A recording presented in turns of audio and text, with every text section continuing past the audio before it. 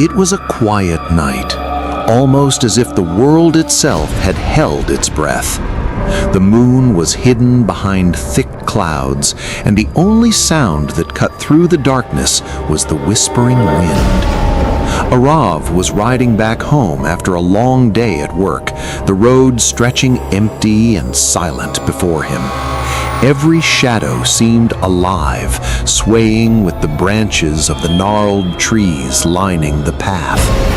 Suddenly, something caught his eye, a broken, worn-out doll lying near a tree. Its face was chipped, and one of its eyes was missing. The crooked expression made it almost seem alive, as if it were silently pleading for help. Arav slowed down, feeling a chill run down his spine. Who could have left it here, abandoned and forgotten? Against his better judgment, he picked it up and carried it home, setting it carefully on the table before going to bed. The house was still, too still. Arav closed his eyes, and just as sleep began to take him, a soft tap, tap echoed through the room. He jerked awake, his heart pounding, but the sound had vanished, as if it had never existed. Perhaps it had been a dream. The next evening, on his way back from work, his motorcycle died abruptly in the middle of the winding road. He was forced to continue on foot, the dim streetlights flickering faintly in the distance. As he rounded a bend, he saw a woman standing motionless. "Ma'am, are you all right?" he called out. She didn't move, didn't blink. Her presence was unnatural, almost suffocating.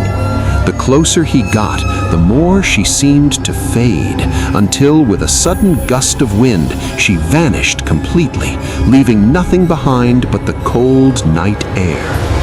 Arav froze, unable to speak, unable to even breathe properly. "What did I just see?" he whispered to himself.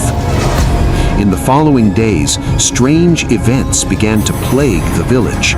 Children cried for no reason, pets and livestock went missing, and unshakable unease spread over the town like a thick fog. Desperate for answers, the villagers went to the hilltop hermit, the old Baba, who was said to know the unseen. "A dark shadow has fallen over your village," the Baba warned gravely. "There is a restless spirit. On the night of the new moon, her truth will be revealed." As the night of the new moon approached, the villagers gathered near the old temple. The Baba chanted sacred mantras, his voice carrying across the wind-whipped hills. "Om Triambakam," he murmured, his words vibrating with an energy that made the hair on their necks stand. Then, without warning, the wind howled ferociously. The flames of the lamps flickered and died, plunging them into darkness. A piercing scream shattered the night, echoing from the shadows. And then she appeared, a phantom drifting like smoke, her hair long and wild, her eyes burning a terrifying crimson, her face eerily resembling the broken doll. "Why have you summoned me?" she demanded, her voice like the grinding of stones. "Tell me, why are you taking my children, my pets?" "My doll, my baby," she wailed, her voice breaking. "Someone took her from me. I am searching, and no one who took her will escape without punishment. Whoever has lied, this sacred water will burn your soul." Arav's blood ran cold as she glared directly at him, the intensity of her gaze freezing him in place. "It was me," I stammered, unable to look away. I picked up the doll. I thought it was just abandoned. I didn't mean any harm." The villagers gasped.